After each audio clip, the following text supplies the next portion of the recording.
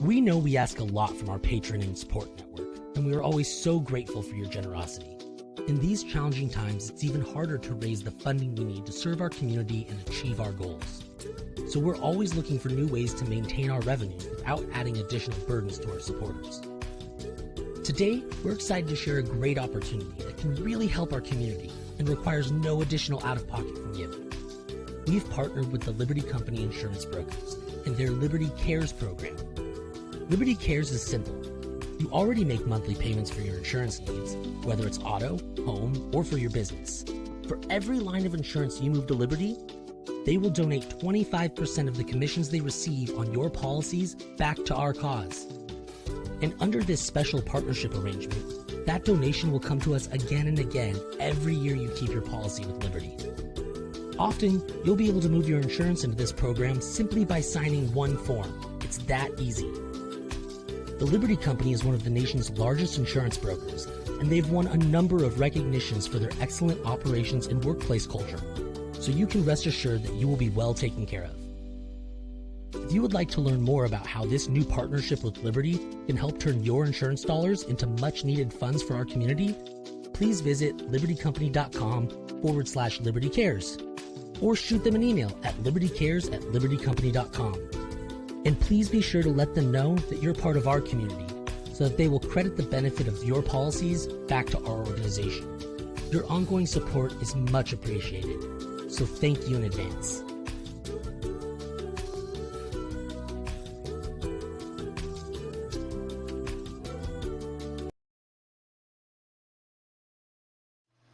Hello and welcome to Center at Home. We're back in Hawaii again. Back in Hawaii.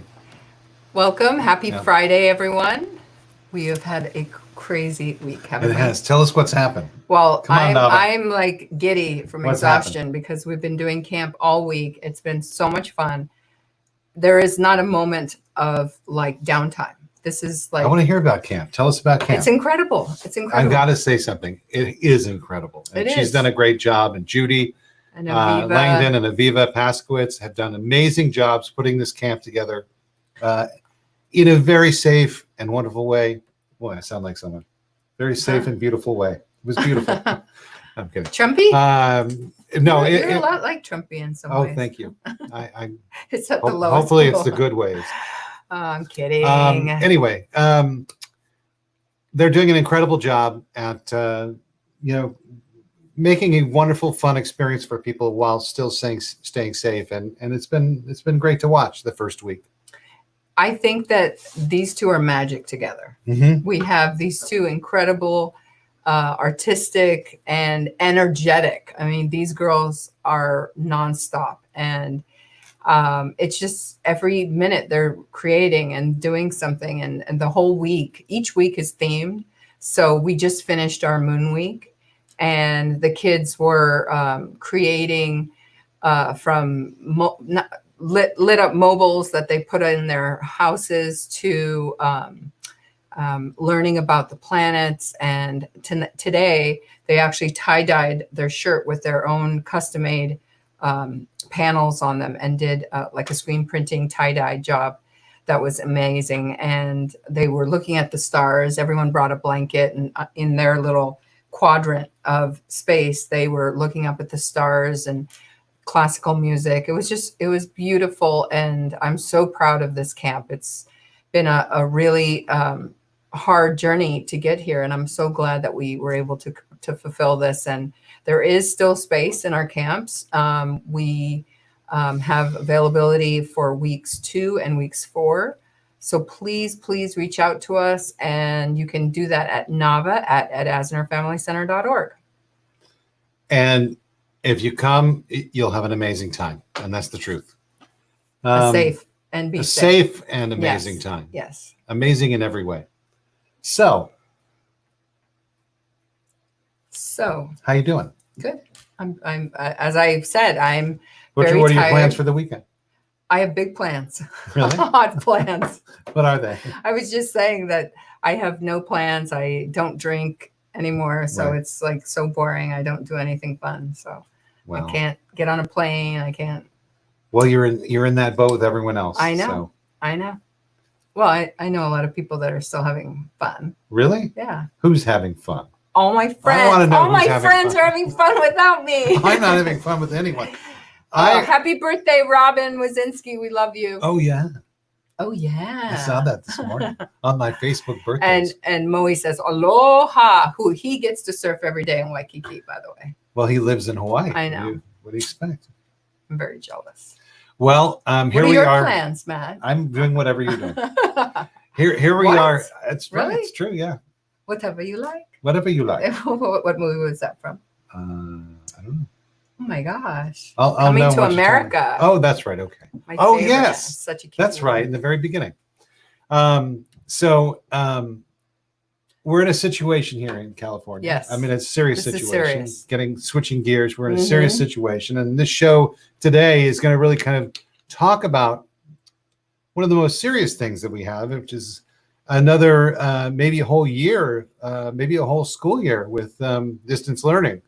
I don't know. We'll see. Although I did see in California, I did see a little bit of Newsom's speech this afternoon, and he was basically saying that that's probably going to change. It'll probably kind of be a combination of distance learning and The hybrid model. people will fall off the COVID list, I guess, and the counties will fall off the COVID list. They can then reopen. But you know what? It's going to be very difficult to change on the fly like that for any massive organization. So I really think it's a bit of a mess, I would say. So anyway, one of our guests today, Andrea Watkins, is going to be here just to talk about alternative learning and tell us a little bit about what options there are out there and how one can kind of take control of that situation a little bit Without pulling your hair out. without pulling Which is your what hair we were out. doing. That's Why I'm right? bald, because I pulled all my hair out because of this Yeah. distance learning thing. No, I mean, when they announced it, it was like I was relieved that they finally. I mean, they gave us the answer, and now we can start preparing because there was so much uncertainty we didn't know. But we knew. But I mean, it's different when you actually finally get the word. But it's very overwhelming for parents like us who work. You and I work 7 days a week, basically, and to have the kids have this 5 day a week online schedule, which really is 9 to 3. It's not like it's a modified schedule. It's a full schedule of online learning. And it's interesting because I think there was a time when this was all happening, when the Corona thing was all happening, where I think a lot of people were really thinking optimistically, and it was like, well, we're going to be back, and a couple of months, we're going to be down a couple of months, and we'll get through this, and we'll be okay, and it'll be like we'll go to concerts again, we'll go to school again, and it's really a very different situation. Yeah. And I think those days that we're looking forward to, I think, are a bit further away than we hoped they were, because that is a huge part of our life. It's a part of our social life. It's a part of our everyday lives. It's difficult to have a business meeting without having a business meeting on Zoom or on Google Meet, but that's a reality for a little bit, I think. But I think as we get to that 6 month mark, this is almost becoming something that we're becoming accustomed to, as much as we hate to admit it. It's becoming our new norm, and it's hard to believe, but this is where we are, and we have to just figure out a new way of doing things. And I want to say something. We have counseling here at the center. We're offering counseling here at the center. We're going to play a little commercial about that at the end of our show. But, we really hope that you'll give us a call and find out more about it. I'm going to put Chris's number up. But we are, And the most important thing is that we have not yet turned a family away based on their ability to pay. We want this to be something that we can provide extra support to the special needs community. Our mental health director, Chris Assad, has been working in this field for decades, and she really understands our community. She understands the challenges of the entire family unit. and take this opportunity and call. And this is the time really that you need extra support. We all need extra support. And this might be our new norm. And, you know, we are going to be going back to that online learning, which for me personally, that was extremely frustrating and hard. And Andrea's going to give me some tips so I don't kill everyone in the house. Just joking. Yeah, just me. Just you. Just gonna kill me. And then, so our first guest today. Oh, and by the way, so I was talking about counseling. Yes. And if you haven't yet, please tune in on Tuesdays and see that we have a show called Mental Wellness Check-In with Navah and Krissa, and it's a great show. They talk about the issues that we're facing every day, and they will help you get through it. Yeah, this is a very special upcoming show. It's a surprise guest, and it's something I think everyone deals with. Chronic pain in caregivers. Surprise guest. Surprise guest. Interesting. I will talk about it later. You heard it. So you got to tune in if you want to see who's there. Tuesdays at 3:00. Got to tune in. And this is a live show, as that one is. This is a live show. So please give us your comments and let us know what you're thinking and ask us questions. What's our favorite color? Mine's purple. Mine's orange. There you go. Shocking. So cross that one off the list. And ask us questions, and we'll answer them as best we can. So our first guest today is our regular guest. So always our first guest, Ms. Chelsea Darnell is going to talk about our Hollywood Minute or Hollywood Pop Culture Minute. Who's also the Center's social. Who's also the Center's social director. Hi, Chelsea. Oh, and we got a picture of you and Krissa back there. I'm going to fix that. How are you? I'm well. How are you? Are you staying cool? Yeah. It's blazing hot today. I know. Whew. There she is. Now we can see you perfectly. We got Hollywood behind you now. So, I like that. We're gonna talk a little bit about pop culture. Mm-hmm. And so one of the questions that we have, the first question we have, was about. I know the last time we did this, we had a very somber thing going on in the background. Mm-hmm. This is not the first question. I'm just making a statement.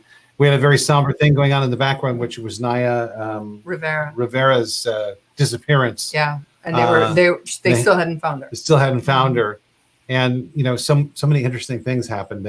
I just read this today. Yeah. They had a vigil at the riverside with all the Glee cast members. Right. Yeah. And they did find her body, unfortunately. Mm-hmm. Yeah. So since last week, by now all of you have probably heard if you've been following the story. They did find her body. They did confirm that it was an accidental drowning. They think that the boat was unsteady, and she was trying to save her son. So she had enough of the investigators say she had enough time to save her son, but not enough time to save herself. So it's very unfortunate. And by the way, this is the third cast member from Glee, key cast member from Glee that has passed away. Right. So I'm kind of starting to think maybe the whole Glee is cursed thing is true. It's almost like the title of the show is the opposite of a self-fulfilling. When does it become a curse? What's that? Wow. Well, when does it become a curse? I guess 3 people. That's pretty. 3 young people. That's similar to the Poltergeist. Oh yeah, Poltergeist crew. That's right. They had 3. I forget who the third was, but it was the little girl, and then the young girl. Mm-hmm. Remember, she was killed in a horrible. But it's just so sad. And what we were talking about is, you go from Naya, who to me as a mother, that was just tragic when they talked about her little boy finally being able to, with a child psychologist, talk about what he remembered and how she was at her last moments were to save him. And then you have Kelly Preston, who's another beautiful mom who I'd met quite a few times when she brought Jet to the Surfers Healing events, and such a nice lady, so wonderful, such a great mom. And to die from prolonged breast cancer. Yeah. Yeah. It seems that like it was a very private battle. Yeah. No one had any idea until she passed away. She even posted, did you see the picture on Instagram? She posted a picture for Father's Day, which is in June. Now we're in July. Yeah. And she looked amazing. I would have never known that she was nobody Ever. would have known. And that was in June, and then she passes in July. And the third one, who was the third person? Elvis Presley's grandson, who was Riley Keough. How do you say it? Keough. Yeah. I don't know how to pronounce that last name. Keough. Keough. But he looked so much like Elvis. Did you see a picture? They put a picture of him He looked a lot like Elvis. together with Elvis, and it's amazing how That's much so they weird. look alike. Did you see? I did. It's crazy. I did. Genetics are amazing. Well, Sad. it's unfortunate, and our hearts go out to all the families that are involved in this. Yes. Mess. All different messes, 3 different Yeah. messes. But on another note, a viewer, Steve from Bellflower, says he has a question, and he asks, it's kind of along the line of the Disneyland question that we had for you a couple of weeks ago. We have all of these bands changing their name now. You've got Lady Antebellum changing their name. You've got the Dixie Chicks changing their name to the Chicks. I don't know what Lady Antebellum changed their name to, but do you know? Bellum? What antebellum means?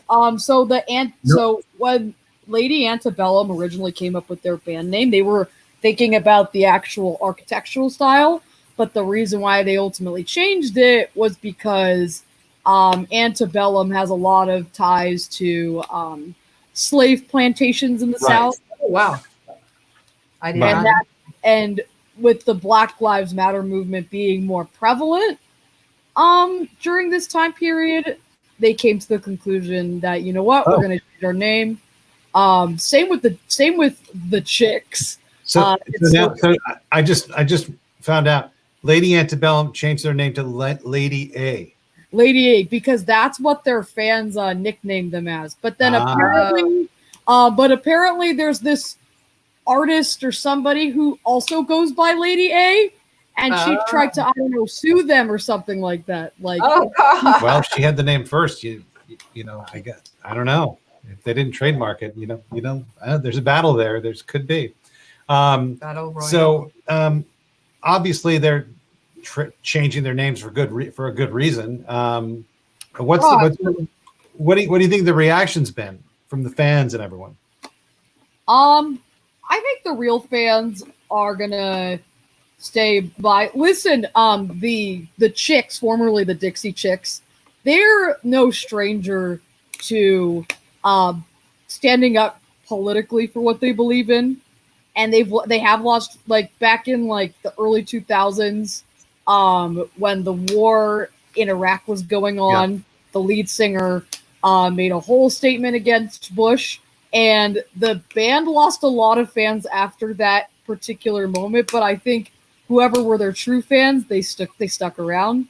So maybe that was a very brave moment for them, because wonderful Dixie Chicks. It was a brave moment for them. I actually like the Dixie Chicks. One of Maddie's favorite bands. I'm not a huge fan, but I like them. But favorite. But I thought that was a brave moment for them, because they're in a sector of music that is that predominantly was a pro-Iraq war conservatives, sector, and they came out and said they were against the war, and I think they were very. And you know what? That's especially for sure, and it's especially risky in the world of country, because a lot of country fans lean towards the conservative end. Mm-hmm. So anytime there's like a clear stand that tends to be more liberal, it can kind of shake the waters a little bit. Exactly. For sure. Exactly. Well, cool. So movie chat. Yes, tomorrow's movie chat. It's at 7 p.m. like usual. We're going to be discussing E.T., the extraterrestrial. Okay. Oh, that's a good one. Yep, I'm very excited. I dressed as Elliot for Halloween last year, so that was fun. And so the trick is you watch the movie, or you had to watch the movie. Yeah, watch the movie, or if you haven't watched it, watch it before 7 o'clock tomorrow. If you've watched it already, great. And you can email Shelby at asnerfamilycenter.org. She works at the center, and that's who you email in order to RSVP and reserve your spot if you want to join. And it's a lot of fun. And they've been doing this now, I think 14 weeks now, maybe 13, 14 weeks. Is that right? About that much? And it's been great. There's a bigger turnout every time. And tomorrow night. Tomorrow night. Tomorrow night. Sorry, tomorrow night. At 7 o'clock. I don't want to confuse people. Tomorrow night at 7 o'clock. It's going to be an even bigger crowd. God willing. Yeah, So- we have a lot of new friends joining us from all across the country, so it's really exciting. Oh, that's so awesome, Chelsea. That's actually one of the wonderful things about doing things like when virtual. we started doing things virtually here at the center. And this is the first, the camp is the first in-person thing we've done. Really. Yeah. So I'm actually I actually plan, even when in-person things become more common, I actually plan continuing to do movie chat online. Definitely. Exclusively, because I like having people from all over. So it will continue to be online even when quarantine measures are lightened. And yeah. Especially because we have so many people who write to us every day and say, I wish we had a center in, Wisconsin or New York or New Jersey. And this gives people, especially teens and autistic teens and adults, it's any person gets the opportunity to join a social club, because it really is a social club now. And there's so many kids who are really needing this social interaction. And even if you're in New Jersey, Trenton, New Jersey. Actually, even if you're in England. Exactly. But I don't know, the timing. So, yeah. What time is it now in England? I don't know. But anyway, the point is, I agree with you, Chelsea. It's so important to keep the online going for our people who can't come into the center. There's so many communities that need this. So that's tomorrow at 7 p.m. Pacific time. Mm-hmm. And join Chelsea for Movie Chat. And they're doing ET. And it'll be fun. It'll be lots of fun. Yes, if you want to sign up, you just write to Shelby at asnerfamilycenter.org, and Shelby will help you connect with the movie chat tomorrow night. All right. Wonderful. Well, thank you so much. Thank you, Chelsea. Thank you, Chelsea. We will have more questions, and I can't wait to hear about movie chat next Friday. Thank you. Thanks to our viewer, Steve from Bellflower, for that last question. Yes, he prefers to be called Steve O, he said. Steve O. Yeah. Okay. All right. And there's Carolyn. Carolyn's got something to say. Wait. Join the movie group. There we go. Everyone. I can't read that from far. Join the movie group. Everyone on it is great and having so much fun. And it's true. Yes, it's true. It is true. Okay. So, awesome. School. Yes, we need help. So many of our families need help. It's overwhelming. It's overwhelming for online learning if you have neurotypical kids. That's right. If you have kids who have extra challenges, like all three of ours do, 3 different online platforms that we're dealing with, we need help more than anyone. Who do you think deals with it best, the online learning? Of the 3 kids? Yeah. That's not really a fair question. I think they all have challenges in different categories. Eddie, I think, struggles the most because his ADHD because I think he needs to be in the action. Intense. He needs to be there. Yeah, he needs constant redirect. Academically, he has no problem, but he needs constant redirect, or else he just goes off into his own. Well, I world. guess a Wolf would be the one that would be the most in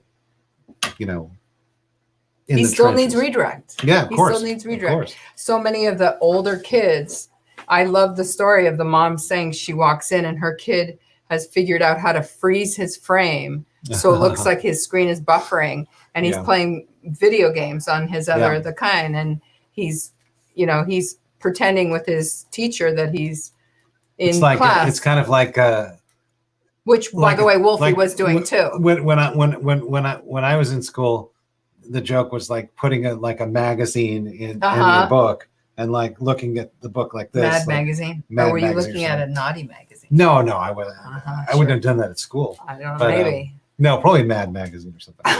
But anyway, our guest. On that note, our guest is Andrea Watkins, and she actually runs an alternative learning center that we're going to have her talk about a little bit. And Andrea, how are you? I'm well, thank you. Thank you for having me on. I wanted to call it Love to Learn, but it's it's not Love to Learn. I Learned to Learn Academy. I learned to learn. I learned to learn. And tell us a little bit about what you do with the academy. We provide a variety of direct services, one-to-one. Obviously, that has changed recently. We used to have several offices and then teachers that provide one-to-one direct services, whether that's in a homeschool option or a supplemental to gen ed option, or the children are in special day classes. So it was a very diverse environment. And really, since everything is one-to-one, you could cater to whatever it is that the students need help with. And now that because of the climate, obviously the office is closed, but I'm teaching everything online one-to-one, and have been at first it was devastating. It was like, oh no, you built this, and then it had to be, I had to be flexible and adapt and switch everything to online. And so it's been interesting to see which children have been able to adapt and which children would still be better off in person.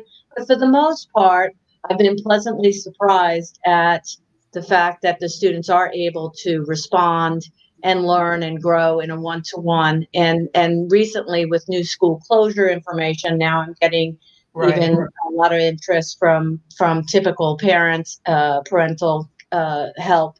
So it's just been a widely changing environment, but basically I Learned to Learn is still providing direct one-on-one services to meet the needs of students in a variety of models, whether that's I'm providing full homeschool or I'm providing supplemental. Wow. Yeah. Well, I think that's interesting. So because you're so involved in each of your students' learning plans. Yeah. Was it easier to kind of translate that into an online curriculum? Well, you know what, because and I have a lot of friends that are teachers, both at NPSs and at LAUSD public schools and different settings, and so I always like to stay relevant and maintain. So during this transition, we've had meetings and we've shared how we're doing certain things. And the thing, because I have spent 7 years downloading and backing up all my curriculum and programs, whether it's direct instruction or, other popular remediation materials that are designed specifically to remediate areas of need for different math, reading, whatever it is. I've already downloaded and PDF'd all my files. So I had a plethora of curriculum already ready to go, and I'm very direct. And so when I noticed a lot of these platforms, because we did a lesson, and I said, look, I want to see what you guys are doing because I want to make choices based on what my options are as far as, and whether it was Amplify or Ingenuity or Clever or I don't know, all these different things that kept switching. And I went online, and there's a lot of wasted time. See, I feel like time is of the essence, right? And I want to make sure that I'm teaching whatever I can in the fastest way, most direct way possible. And so to go here and then to go there and then to download this and get a 2-minute video and the E just pops out and goes away. I can't deal with that. It's not my, so I went back to using the materials that I have. I still look for new, but I like streamlining the instruction to target the goals that I need to target in a very succinct way, in a very direct way. I don't like all that. Now, yes, you could do a video here and there, or do the same things, Google images to bridge gaps, or using music videos. You could still do all of those things to make it a little more fun, excuse me. But basically, I like to use the materials that are more direct. I don't like all that navigating, and those poor grandparents. I hear the horror stories. They're like, they don't, they're like 3 minutes behind all the time because they don't know where to go. Yeah. So. Well, I mean, how long did it take us to just figure out the classroom? oh yeah, I to mean, get onto the classrooms took like 2 weeks for us to kind of figure that whole thing out. And yeah, when you think about, I guess, Newsom made the announcement a couple of days ago that I guess that today he mandated all counties, or most counties, are going to go distance learning, and he announced a kind of a phased approach of reopening schools. I have no idea how it's going to work by county, really economically, but at the same time, a lot of these students and parents are really getting caught flat-footed.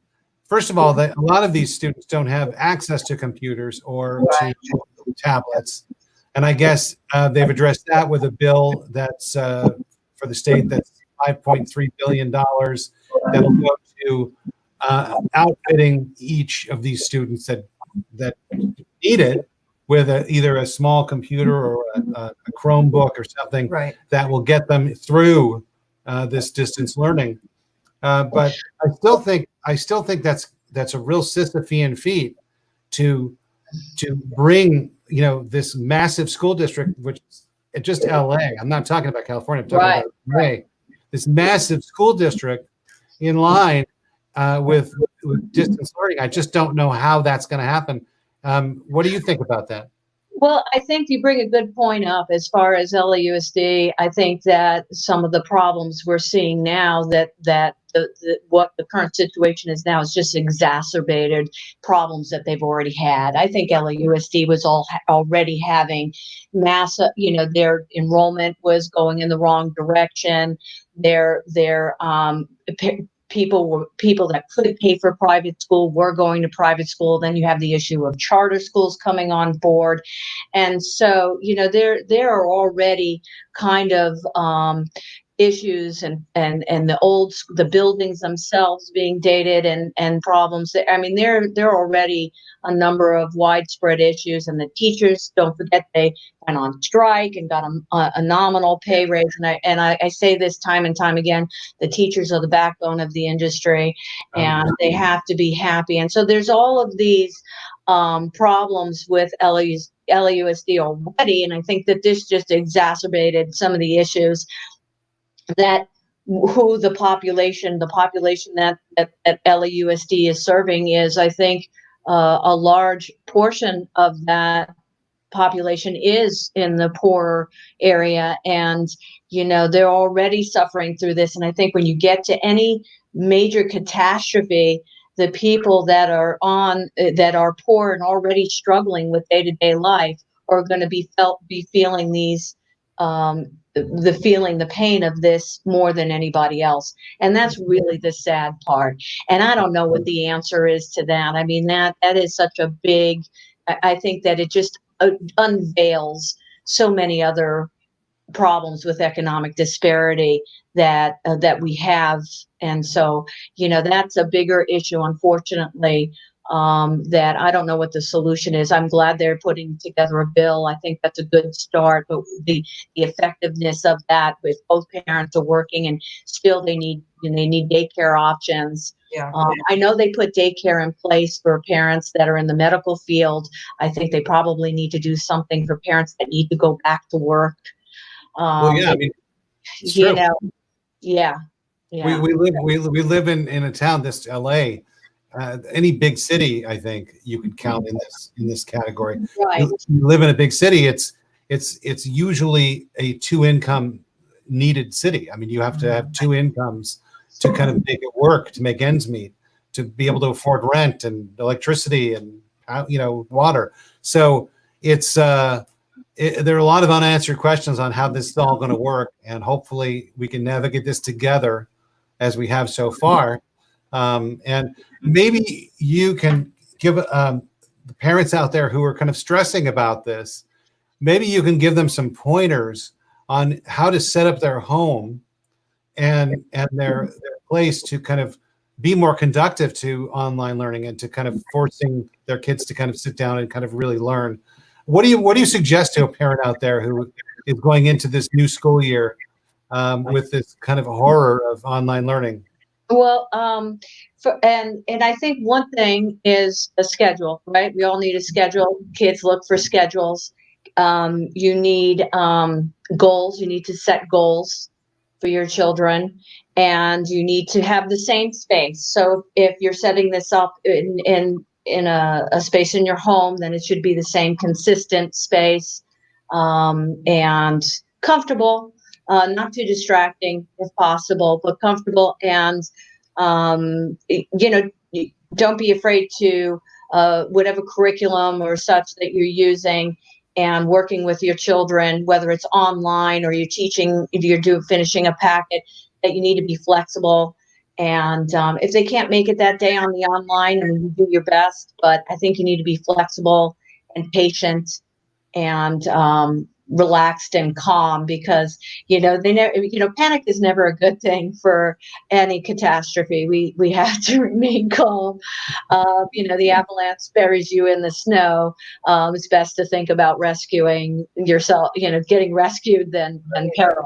So I think staying calm is helpful, and being flexible and relaxed with your children. I mean, look, I think when we talk about distance learning and being overwhelmed, and this is just, for me, homeschooling and even distance learning and doing what I'm doing, I see it as a positive thing.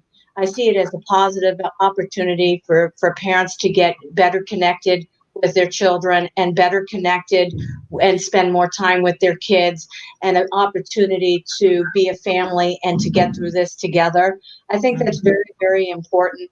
And I think it's also an opportunity to know your child's learning, instead of, especially when we don't think that schools are meeting our kids' needs. Now you really get to see the challenges that they might have and why that's so difficult. And conversely, oh my gosh, my student is behind. Maybe you didn't realize it.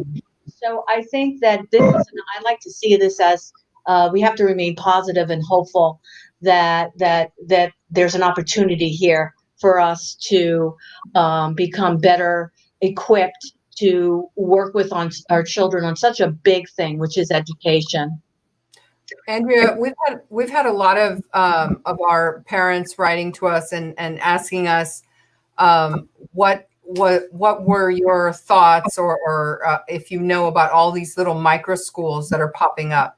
Yes, I'm on a lot of mom sites, and just from the emails we've received, because they were asking us, you have this great space, why don't we make a little micro school in the center? Do you see these pods growing? Yes, I've been asked to teach in them, and it's interesting. And here's the thing that I told the parents that asked me to assist them. They wanted to do a small pod with it comes down to an issue of liability. Schools already have a huge issue of liability. Right. Liability and teachers. Okay. Two of the biggest things, right? So if you're going to do a pod and you're going to do it at your center, I'm sure you have insurance, but it becomes an issue of liability. You could have people sign off on COVID. You could have workers sign off or provide hazard pay, but there's still going to be an underlying increase of liability. Right. And then the second issue is teachers. Teachers Right. are in where are you getting the licensed teachers? Now, private schools, I know of a number of private schools that are opening, saying they can do so safely and having scattered pickups and doing things, reduced numbers and so on. But there's still an element of liability, and there's still an element of who's going to, are teachers with credentials going to go put themselves, teach those classes, or they're just going to, because they can hire anybody, a private school, pods can Right. hire anybody to teach your kids. And so that is, and then what if, let's say you have a pod, you're teaching in someone's backyard. Like a lot of parents are trying to form groups in neighborhoods and backyards. And Yep, I see a lot of them. ask them one question: who's going to watch the kids when the teacher has to go to the bathroom? Because that's what I want to know, and who's taking the kids to the bathroom, and where are they doing that? And it's going to be in someone's home. So again, the homeowner is going to be assuming a lot of liability. And I don't know. And then there's variables. What if someone gets sick? What if the teacher gets sick? Who's covering? So there's a lot of variables, and I don't recommend those pods unless they're family or friends, close friends, close neighbors. I think maybe you could work together cooperatively, and if but I can't see just schools popping up just for the sake. Is it a school, or is that babysitting? Because that to me is, I feel like we're just throwing, throwing things out, see what's going to stick on the wall. And I don't think that I would recommend that. I think I would recommend, if you're really struggling and both parents have to work, you're probably better off hiring somebody to come watch your kids. And then when you get home, that you fill in the blanks, or you hire someone supplementally to maintain that. I don't think these pods, I think they're dangerous. I really do. I don't think. It's funny that you say that, because every single one that I've seen where there's a discussion about how they're created, I don't see one person asking one of those concerns that you brought up. Not one. Everyone said, I'm interested. How do I do this? I saw one where they were going to have moms, and they were just going to kind of rotate. So it was like one mom watching 10 kids.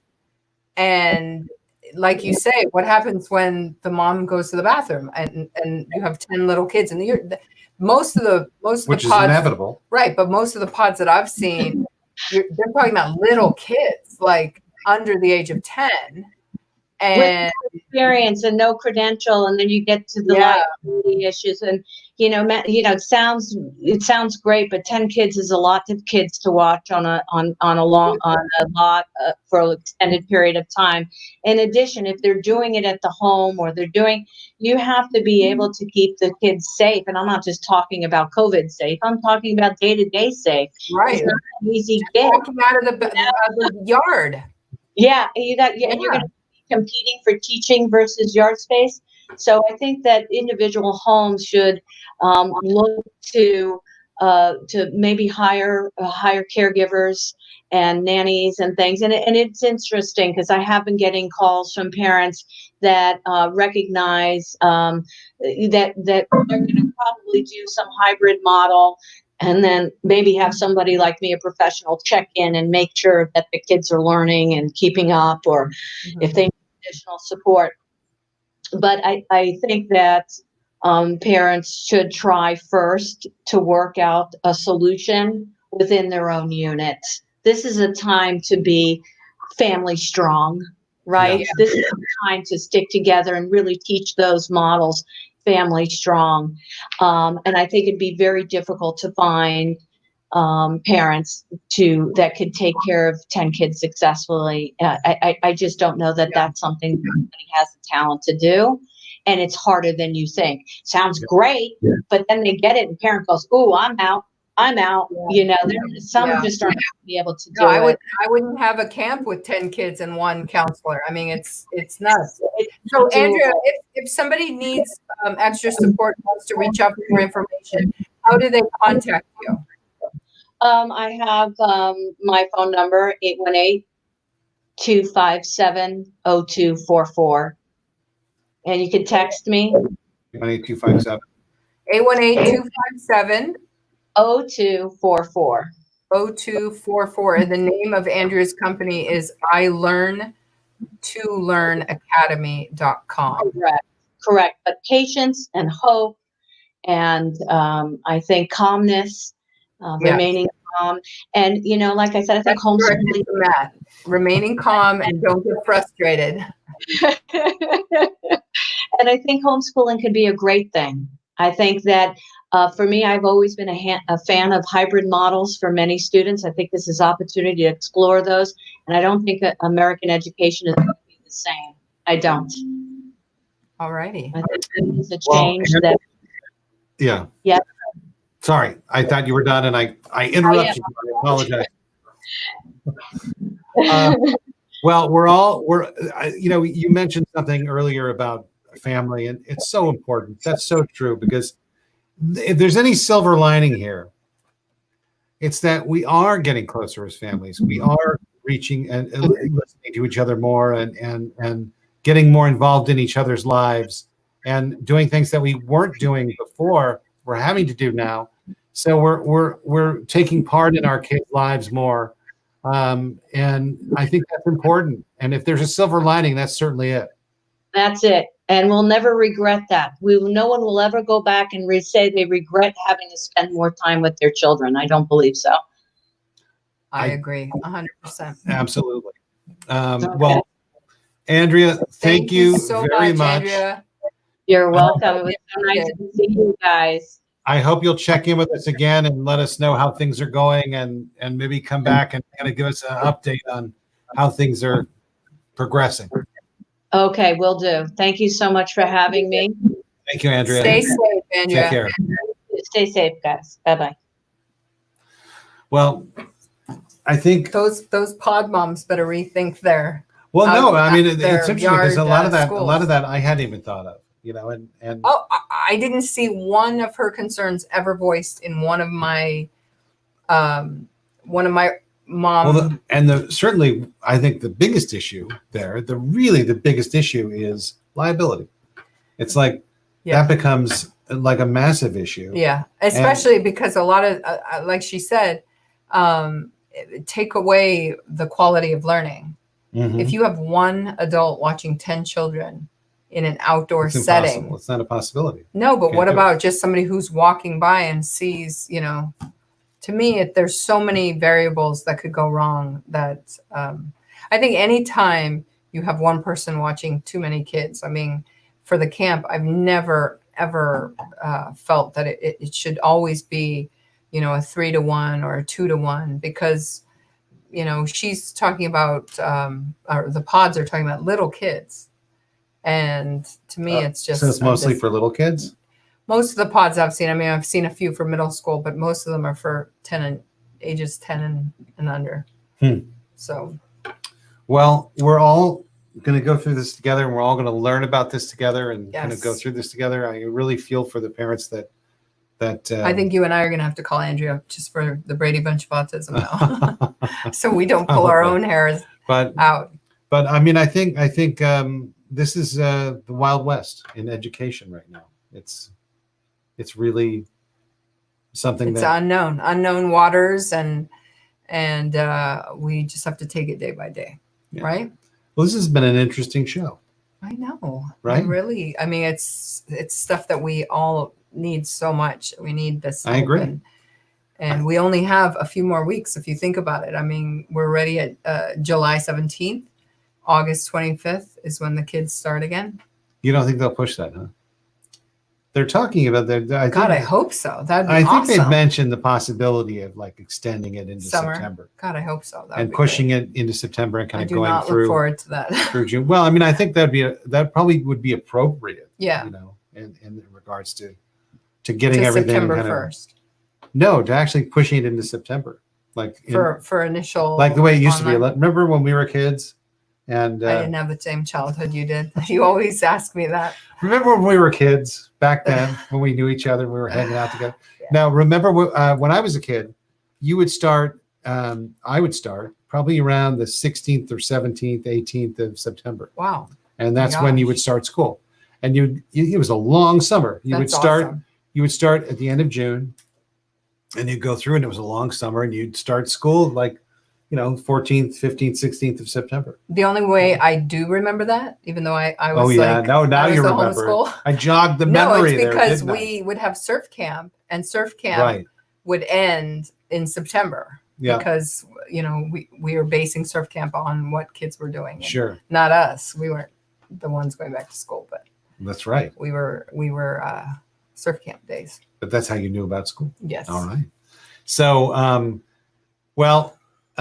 more on that. We're going to probably be talking about this every week. Yes, So, definitely. tune in next week and we'll have a new thing that we're talking about education. I think our next guest should be somebody who can help us create some of those charts that Andrea was I talking about. agree. Because I agree. saw a mom who does that. She gives you kind of like a person who you would hire to, sort out your Like a kitchen and your Teacher cabinet. helper. No, it's more like a organizer. Okay. So Well, I need that anyway.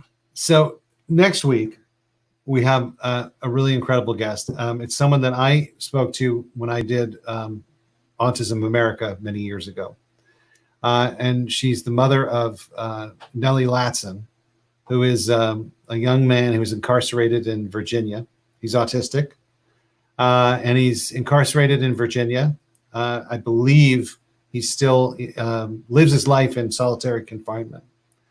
And he does not belong in jail. He is. He had the unfortunate.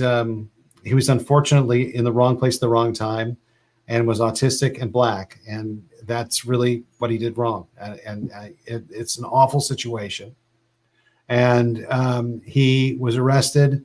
He got scared and reacted to his arrest, and they charged him with that. I think he broke one of the arresting officer's ankles because he was scared.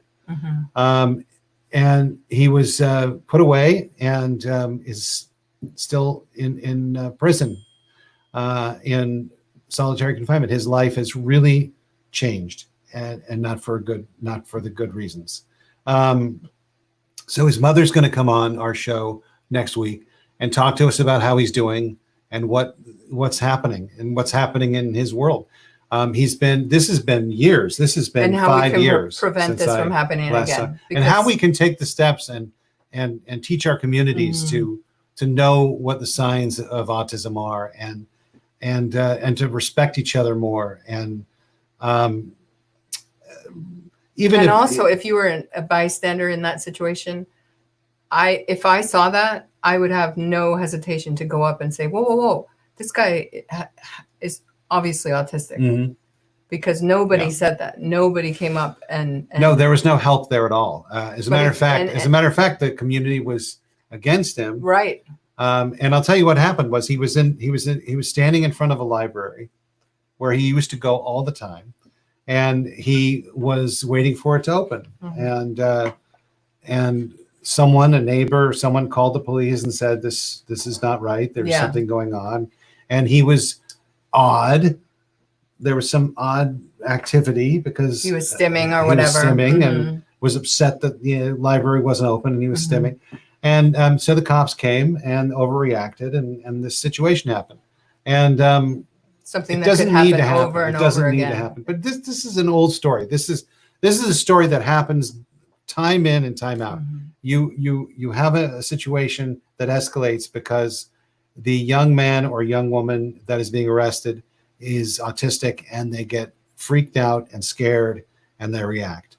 And the cops don't understand what autism is, and things escalate and it gets really bad. And so we're going to talk next week about this situation, about what we can do as a society to make it better, and what Lisa's been doing to make people aware of this and to draw attention to what's going on with her son. The Virginia is a Commonwealth state. It's different than the things we do, and that's it. Okay. So we're going to talk about that next week. That's an important show. And tune in next Friday at 3:00. 3:00 next week. And what else do we have? What other programming do we have next week? Next week, we're in full camp mode. Wow. We still have Judy on Mondays. We're not having Judy this Monday. We're skipping this Monday.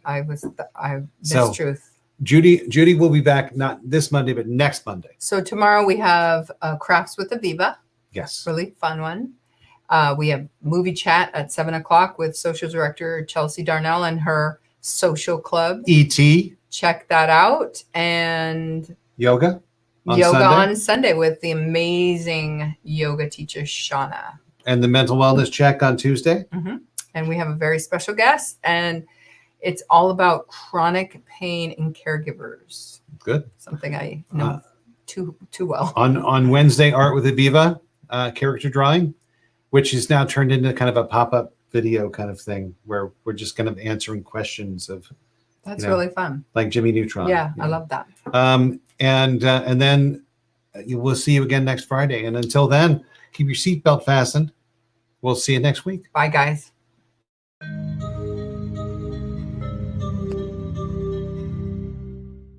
Hi, I'm Navah Asner. I'm the founder of the Ed Asner Family Center. Did you know that we have counseling services here at the center?